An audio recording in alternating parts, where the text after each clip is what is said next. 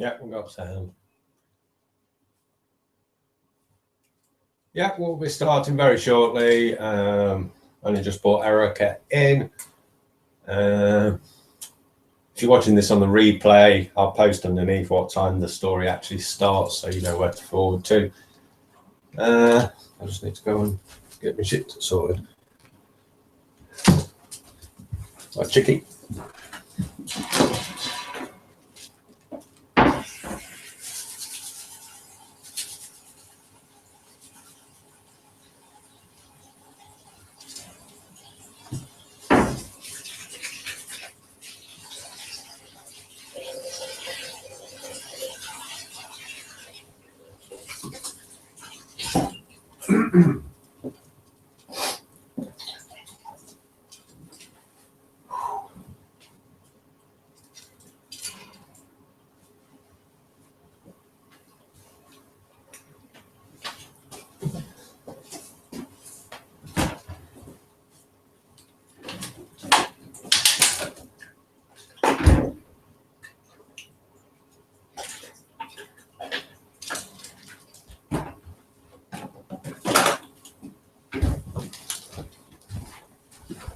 No, where did I put the book? Ah, there it is.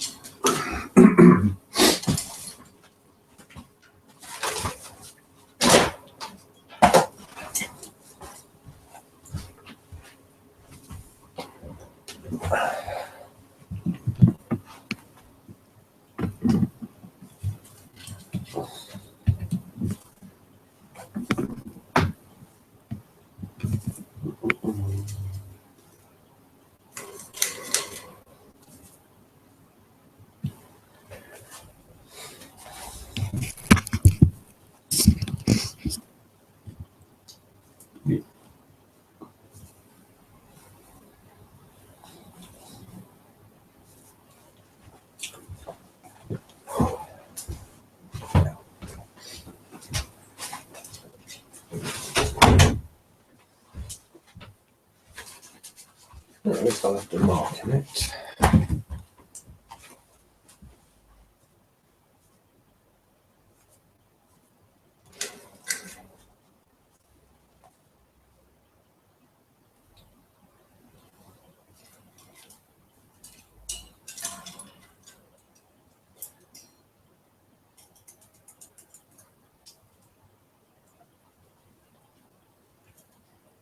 Right, I'm ready. You are ready, Erica?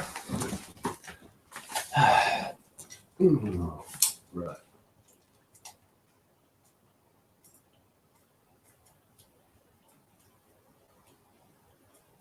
Okay, part 2 of Mary Shelley's Frankenstein.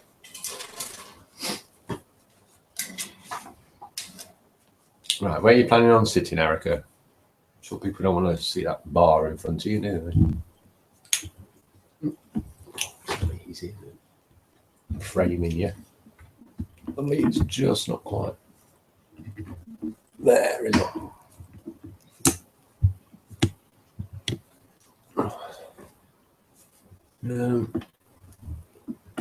What if I do that? You're just determined to sit behind that stanchion, aren't you, in the cage? Yeah, if you're watching this live, we'll be starting shortly.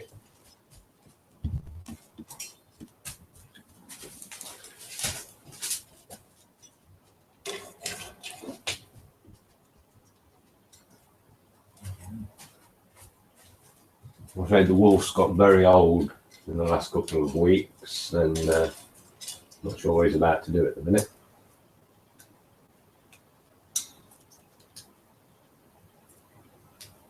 What are you up to, Pop?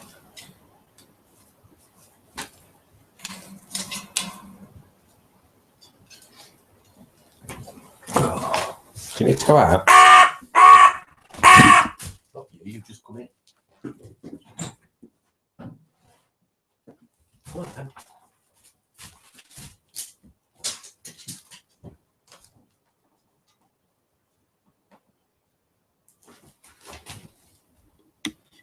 I know.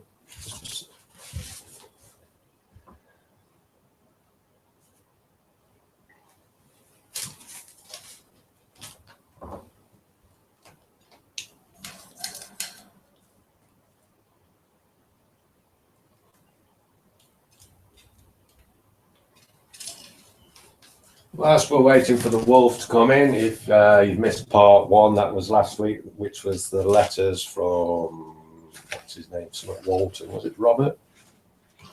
Well, Carl Walton, anyway.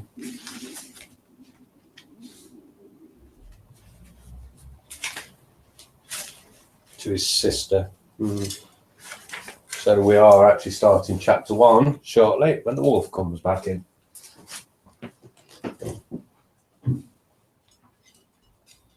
Good boy, Karen, good boy.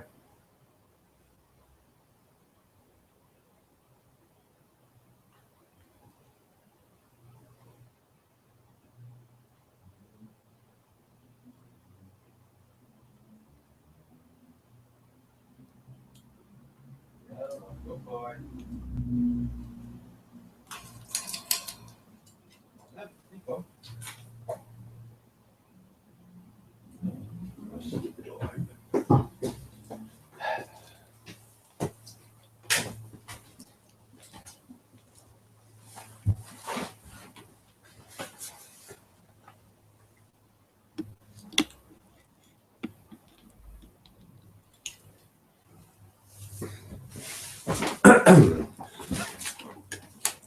You ready, Erica? We'll just have to see what happens with the wolf if he comes in or not. Yes, so this week we will be starting with chapter 1 and we will run for a while because it depends how long the chapters are. They look a bit short. I'll run till about 8:30 anyway, so another 20-25 minutes. We'll do a reading, Erica? Chapter 1. I am by birth a Genovese, and my family is one of the most distinguished of that republic. My ancestors had been for many years councillors and syndics, and my father had filled several public situations with honour and reputation. He was respected by all who knew him for his integrity and indefatigable attention to public business. He passed his younger days perpetually occupied by the affairs of his country. A variety of circumstances had prevented his marrying early, nor was it until the decline of life that he became a husband and the father of a family. As the circumstances of his marriage illustrate his character, I cannot refrain from relating them. One of his most intimate friends was a merchant who, from a flourishing state, fell through numerous mischances into poverty. This man, whose name was Beaufort, was of a proud and unbending disposition and could not bear to live in poverty and oblivion in the same country where he had formerly been distinguished for his rank and magnificence.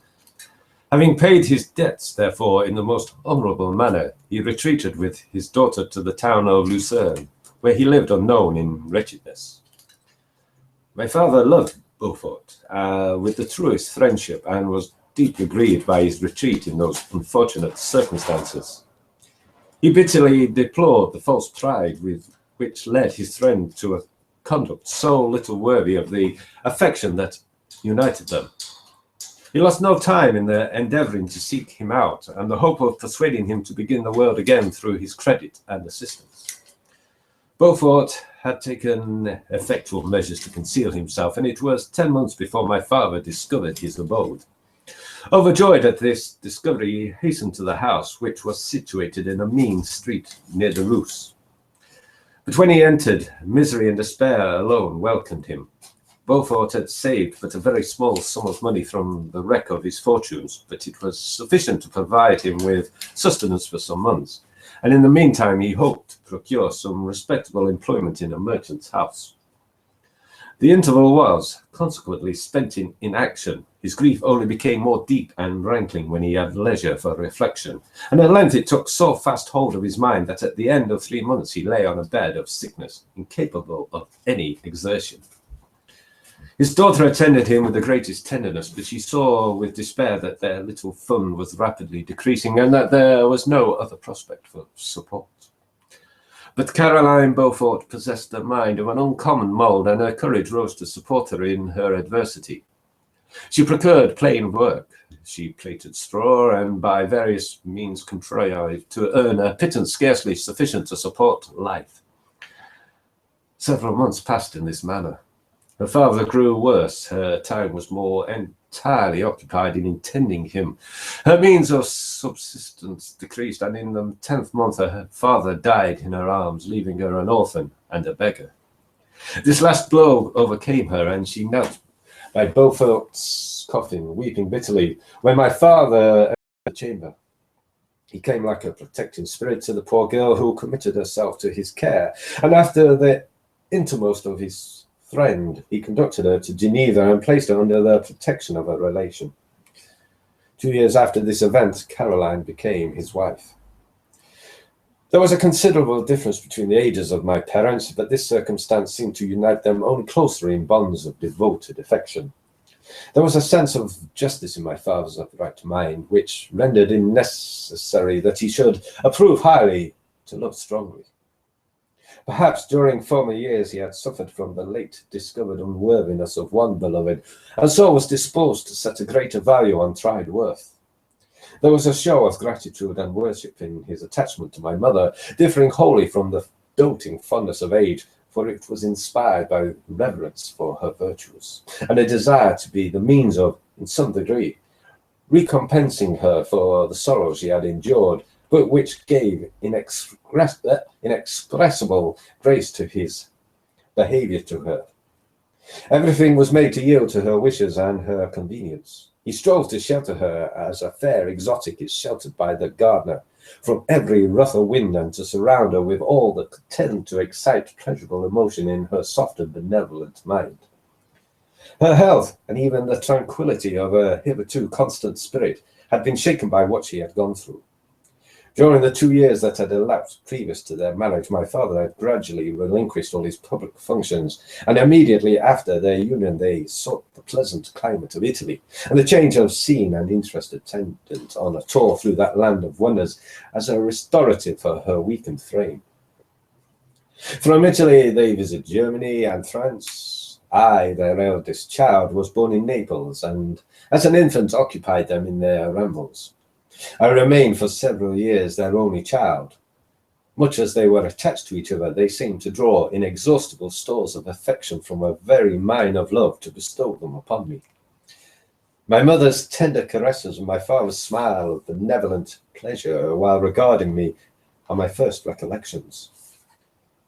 I was their plaything and their idol, and something better, their child, the innocent and helpless creature bestowed on them by heaven, whom to bring up to good, and whose future lot it was in their hands to direct to happiness or misery, according as they fulfilled their duties towards me.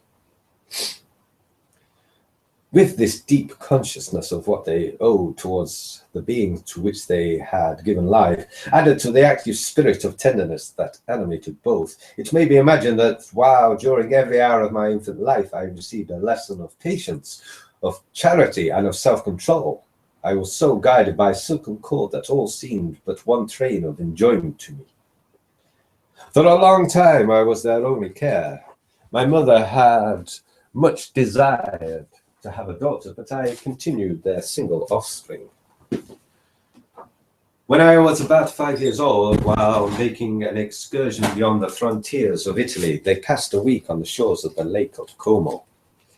Their benevolent disposition often made them enter the cottages of the poor. This, to my mother, was more than a duty. It was a necessity, a passion, remembering that she had suffered and how she had been relieved, for her to act in her turn, the guardian angel to the afflicted. During one of their walks, a poor cot in the foldings of a veil attracted their notice as being singularly disconsolate, while the number of half-clothed children gathered about it spoke of penury in its worst shape. One day, when my father had gone by himself to Milan, my mother, accompanied by me, visited this abode. She found a peasant and his wife, hard-working, bent down by care and labor, distributing a scanty meal to 5 hungry babes. Among these there was one which attracted my mother far above the rest. She appeared of a different stock. The 4 others were dark-eyed, hardy little vagrants. This child was thin and very fair. Her hair was the brightest living gold, and despite the poverty of her clothing, seemed to set a crown of distinction on her head.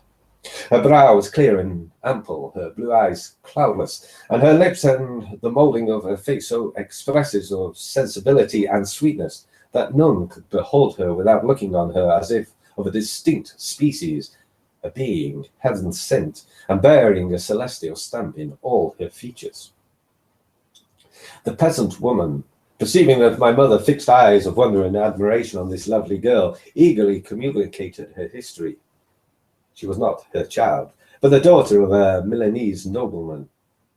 Her mother was a German and had died on giving birth. The infant had been placed with these good people to nurse. They were better off then. They had not been long married, and their eldest child was just born. The father of their charge was one of those Italians nursed in the memory of the antique glory of Italy, one among their Schiavi Ognor Ferramente, who exerted himself to obtain the liberty of his country. He became the victim of its weakness. Whether he had died or still lingered in the dungeons of Austria was not known. His property was confiscated, his child became an orphan and a beggar. She continued with her foster parents and bloomed in their rude abode, fairer than a garden rose among dark-leaved brambles. Then my father returned from Milan. He found playing with me in the hall of our villa a child fairer than a pictured cherub, creature who seemed to shed radiance from her looks and whose form and motions were lighter than the chamois of the hills. The apparition was soon explained. With his permission, my mother prevailed on her rustic guardians to yield their chains to her. They were fond of the sweet orphan. Her presence had seemed a blessing to them, but it would be unfair to her to keep her in poverty and want, when Providence afforded her such powerful protection. They consulted their village priest, and the result was that Elizabeth Lavenza became the inmate of my parents' house, my more than sister, the beautiful and adored companion of all my occupations and my pleasures. Everyone loved Elizabeth. The passionate and almost reverential attachment with which all regarded her became, while I shared it, my pride and my delight.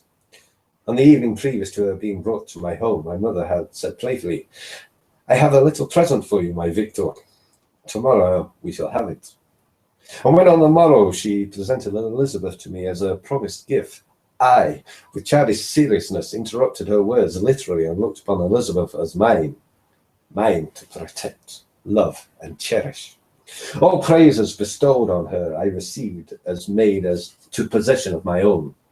We called each other familiar. I can't say the bloody word. Sorry. We called each other familiarly by the name of cousin. No word, no expression could body forth the kind of relation in which she stood to me. My more than sister, since till death she was getting a bit tongue-tied here, Erica. No word, no expression could body forth the kind of relation in which she stood to me. My more than sister, since till death she was to be mine only. Chapter 2. We were brought up together. There was not quite a year difference in our ages. I need not say that we were strangers to any species of disunion or dispute. Harmony was the soul of our companionship, and the diversity and contrast that subsisted in our characters drew us nearer together. Elizabeth was of a calmer and more concentrated disposition, but with all my ardour, I was capable of more intense application and was more deeply smitten with the thirst for knowledge. She busied herself with following the aerial creations of the poets, and in the majestic and wondrous scenes which surrounded this home. The sublime shapes of the mountains, the changes of the seasons, tempest and calm, the silence of winter, and the life and turbulence of our alpine summers, she found ample scope for admiration and delight. While my companion contemplated with a serious and satisfied spirit the magnificent appearances of things, I delighted in investigating their causes. The world was to me a secret which I desired to divine. Curiosity, earnest research to learn the hidden laws of nature, gladness akin to rapture as they were unfolded to me, are among the earliest sensations I can remember. On the birth of a second son, my junior by 7 years, my parents gave up entirely their wandering life and fixed themselves in their native country.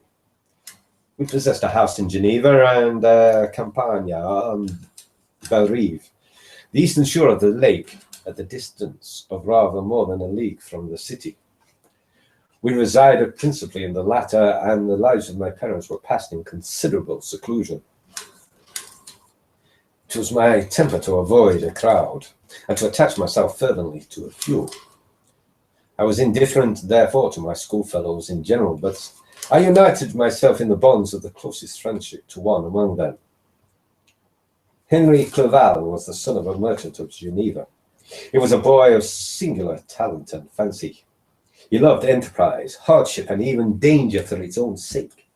He was deeply read in books of chivalry and romance. He composed heroic songs and began to write many a tale of enchantment and knightly adventure.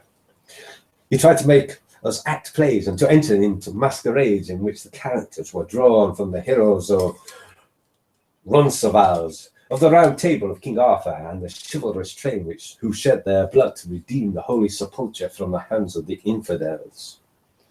No human being could have passed a happier childhood than myself. My parents were possessed by the very spirit of kindness and indulgence. We felt that they were not the tyrants to rule our lot according to their caprice, but the agents and creators of all the many delights which we enjoyed. When I mingled with other families, I distinctly discerned how peculiarly fortunate my lot was, and gratitude assisted the development of filial love. My temper was sometimes violent and my passions vehement, but to an eager desire to learn and not to learn all things indiscriminately. I confess that neither the structure of languages, nor the code of governments, nor the politics of various states possessed attractions for me. It was the secrets of heaven and earth that I desired to learn, and whether it was the outward substance of things or the inner spirit of nature and the mysterious soul of man that occupied me. Still, my inquiries were directed to the metaphysical, or, in its highest sense, the physical secrets of the world. Meanwhile, Clerval occupied himself, so to speak, with the moral relations of things. The busy stage of life, the virtues of heroes and the actions of men were his theme, and his hope and his dream was to become one among those whose names were recorded in history as the gallant and adventurous benefactors of our species. The saintly soul of Elizabeth shone like a shrine dedicated lamp in our peaceful home. Her sympathy was ours, her smile, the soft voice, the sweet glance of her celestial eyes, were ever there to bless and animate us. She was the living spirit of love to soften and attract. I might have become sullen in my study, rough through the ardour of my nature, but that she was there to subdue me to a semblance of her own gentleness. And Clerval could aught ill entreat on the noble spirit of Clerval.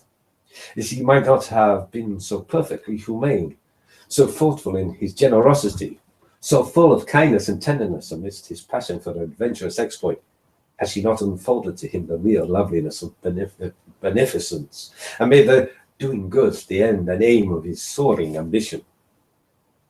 I feel exquisite pleasure in dwelling on the recollections of childhood, before misfortune had tainted my mind, and changed its bright visions of extensive usefulness into gloomy and narrow reflections upon self. Besides, in drawing the picture of my early days, I also recall those events which led by insensible steps to my after tale of misery.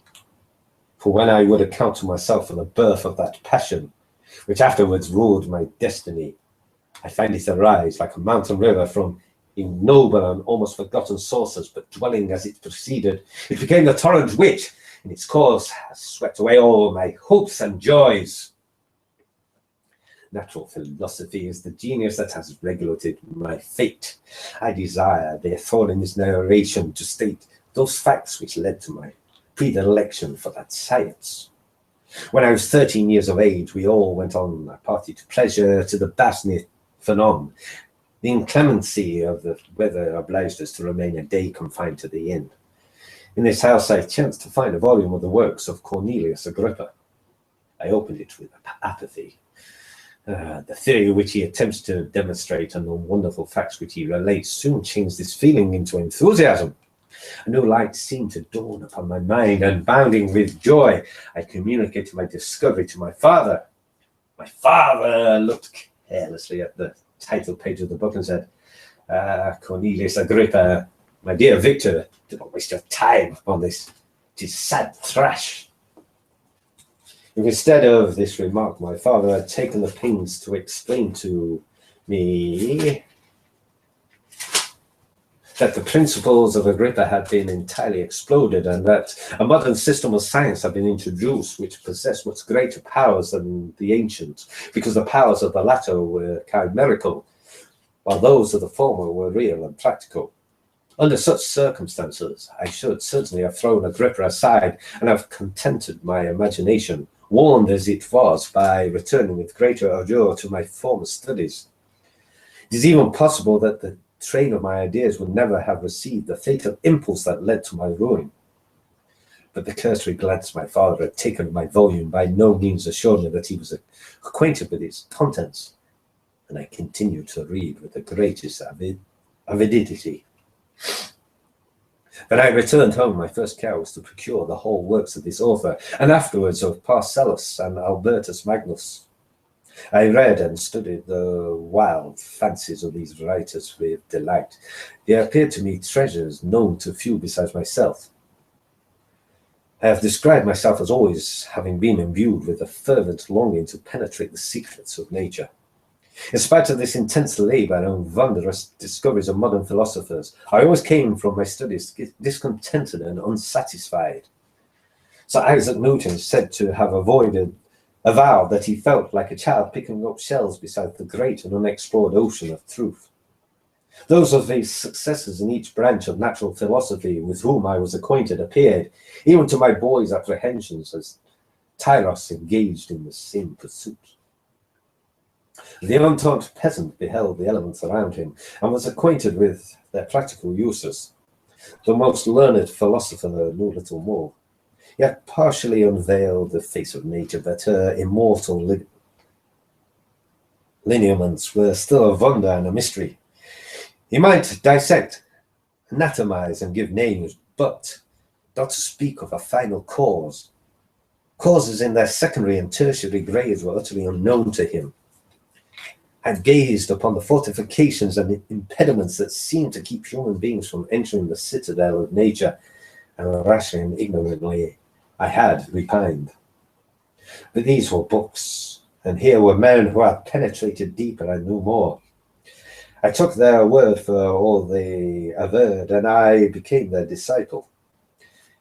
It may appear strange that such should arise in the 18th century, but while I followed the routine of education in the schools of Geneva, I was, to a great degree, self-taught with regard to my favorite studies. My father was not scientific, and I was left to struggle with a child's blindness, added to a student's thirst for knowledge. Under the guide of my new preceptors, I entered with the greatest diligence into the search of the philosopher's stone and the elixir of life, but the latter soon obtained my undivided attention. Wealth was an inferior object, but what glory would attend the discovery if I could banish disease from the human frame and render man invulnerable to any but a violent death? Nor were these my only visions. The raising of ghosts or devils, a promise liberally accorded to my favorite authors, the fulfillment of which I most eagerly sought, and if my incantations were always unsuccessful, I attributed the failure rather to my own inexperience and mistake than to a want of skill or fidelity in my instructors. And thus, for a time, I was occupied by exploded systems, mingling like an unadept, 1,000 contradictory theories, and floundering desperately in a very slough of multifarious knowledge, guided by an ardent imagination and childish reasoning, till an accident again changed the current of my ideas. When I was about 15 years old, we had retired to a house near Bellerive, when we witnessed a most violent and terrible thunderstorm. It advanced from behind the mountains of Jura, and the thunder burst at once with frightful loudness from various quarters of the heavens. I remained, while the storm lasted, watching its progress with curiosity and delight. As I stood at the door, on a sudden, I beheld a stream of fire issue from an old and beautiful oak which stood about 20 yards from our house. And so soon as the dazzling light vanished, the oak had disappeared, and nothing remained but a blasted stump. When we visited it the next morning, we found the tree shattered in a singular manner. It was not splintered by the shock, but entirely reduced to thin ribbons of wood. I never beheld anything so utterly destroyed. Before this, I was not unacquainted.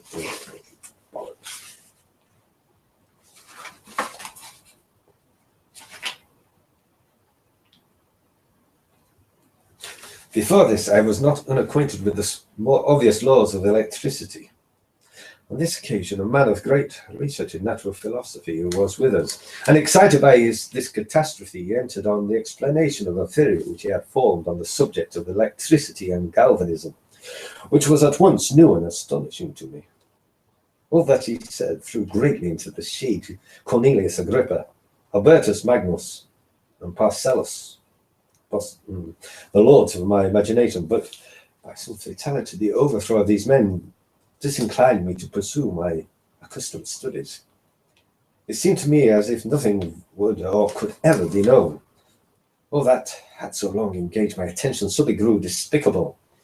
By one of those caprices of the mind which we are perhaps more subject to in early youth, I at once gave up my former occupations, set down natural history and all its progeny as a deformed and abortive creation, and entertained the greatest disdain for a would-be science, which could never even step within the threshold of real knowledge. In this mood of mind, I betook myself to the mathematics and the branches of study appertaining to that science as being built upon secure foundations, and so worthy of my consideration. Thus, strangely are our souls constructed, and by such light ligaments are we bound to prosperity or ruin. When I took back, it seems to me as if this almost miraculous change of inclination and will was the immediate suggestion of the guardian angel of my life, the last effort made by the spirit of preservation to avert the storm that was even then hanging in the stars and ready to envelope me. The victory was announced by an unusual tranquility and gladness of soul, which, followed by the relinquishing of my ancient and latterly tormenting studies, it was thus that I was to be taught to associate evil with their prosecution, happiness with their disregard. It was a strong effort of the spirit of good, but it was ineffectual. Destiny was too potent, and her immutable laws had decreed my utter and terrible destruction. That's it for this week. No more this week. Chapter 3 next week. No, I'm sorry. No more this week. You have to wait till next Sunday. Part 3 of Mary Shelley's Frankenstein. Any final words, Erica, before we go? Because it's beer o'clock now. No? Okay. Thanks for tuning in or watching on the replay. This is it. Good night.